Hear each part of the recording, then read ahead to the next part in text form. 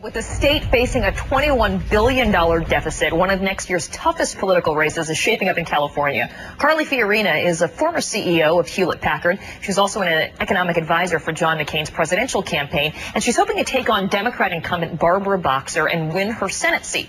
She says her business experience makes her the only viable GOP candidate, but some in her own party are already questioning her conservative credentials. Carly Fiorina joins me now this morning. Great to see you. Great to be with you. Thanks for having me. And for people wondering, you have a different hairdo this time. It's because you have just finished a very long, arduous battle with breast cancer, a successful one at that. Tell us what happened. Well, I have finished it. I kind of look like a rock star maybe, but this is what happens when you go through many months of chemotherapy. I found my own lump 2 weeks after a clear mammogram. And I must tell you, I'm so horrified by this government task force recommendation because in my own case, had I not been trained in self-exams, had I not found my own lump, and had I then waited 2 years for my next mammogram, I'm not sure I would be here. So my message to all the women out there is do your self-exams and get regular mammograms. I'm sure it saved my life. There were a lot of questions about this because, you fall into the category, the over 50 category, but they still said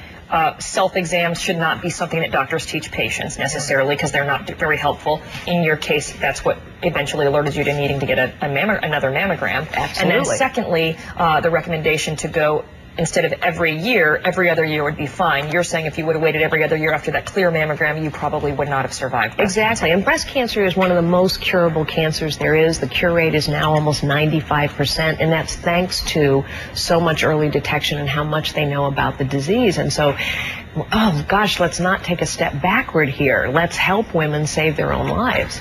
The study pointed to, this task force pointed to, was the fact that there are a lot of false positives. In some cases, women get extra treatments, biopsies perhaps, that turn out to be unnecessary.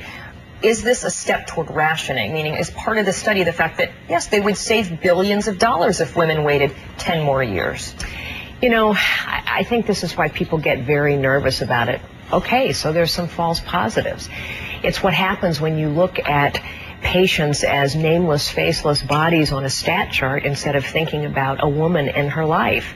If I had something irregular, I would want a biopsy to give me peace of mind, and I think that's why so many women are concerned. And yes, I think it causes people to say, whoa, is this what government-run health care is about? Is this what rationing health care is about? We should be focusing on quality of patient care, both prevention and detection. You're not for any of the bills right now in the Senate or the House on health care reform? I am not. Right. I am for health care reform, but the bills before the House and Senate right now don't solve the fundamental problems, and it leads to potentially more problems like rationing of care. Well, what I want to ask you is, you said, viewing people as nameless faces. The Democrats argue that that's what's happening now, that it's okay, that as a country we're okay with so many people falling through the cracks, either by having pre-existing conditions and not being able to be covered in private insurance, or the fact that there are so many uninsured that basically have the emergency room as their only preventative or, after-the-fact health care. So how do you solve that problem, if not through some sort of universal coverage? Well, we should solve that problem. And the pre-existing condition problem affects women more than any other group, either because of pregnancy or whatever, and that's wrong. But let's, instead of boiling the ocean, let's focus on that particular problem. Let's make sure that insurance companies cannot throw people off for pre-existing conditions. Let's subsidize them if necessary to do it. Let's give women a choice of any insurance plan from anywhere in the country they want. Let's do medical malpractice reform, but no one has been able to convince me that a government-run insurance program solves any of the problems we're trying to solve.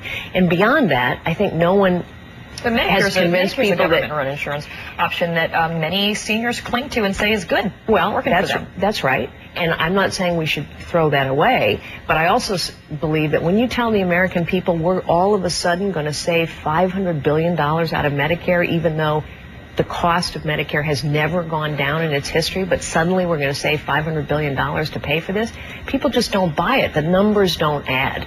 Let's go back and focus on the specific problem we're trying to solve. And I want to ask you about the Senate race right now, because as we saw in this midterm election that took place, this special seat in the 23rd Congressional District in New York, the Republican candidate ended up not being, for some conservatives, conservative enough, and a lot of well-known conservatives like Sarah Palin and Rush Limbaugh and others threw their name behind instead the third-party candidate. In your situation, California is a tricky state for a Republican. It's a largely Democrat state. You have to be conservative enough to get the nomination, but then you have to show that you're in the middle to actually win the seat. How are you planning to do that? How are you planning to show that you have enough conservative credentials that conservative GOP members can vote for you in the primary? Well, I think I've already demonstrated that adequately to a lot of people through the endorsements that I've gained. But unfortunately, the New York 23 case, as unfortunate it was, has nothing to do with my case.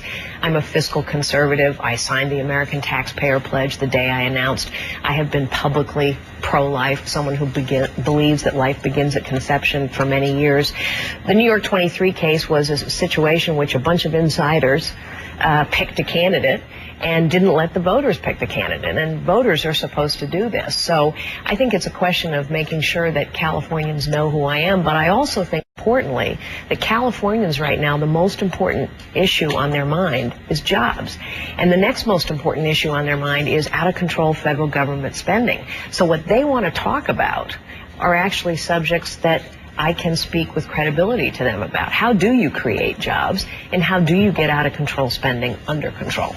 Yeah, and one of the big things that is also a huge issue right there is this budget gap. If we've talked about California right now, $20 billion. They're facing a crippling debt. And if you end up challenging Barbara Boxer, who's the incumbent Democrat, she's going to go after you, as she has before, about your time as CEO of Hewlett-Packard. And here's what her campaign said. California needs a senator who's going to fight to create jobs, not write off 28,000 workers and ship jobs overseas. She's saying that your experience at Hewlett-Packard does not bode well for creating jobs in California. What do you say? Well, I counter with the facts. I spent 6 years as the CEO of HP. I managed the company through the worst technology recession in 25 years.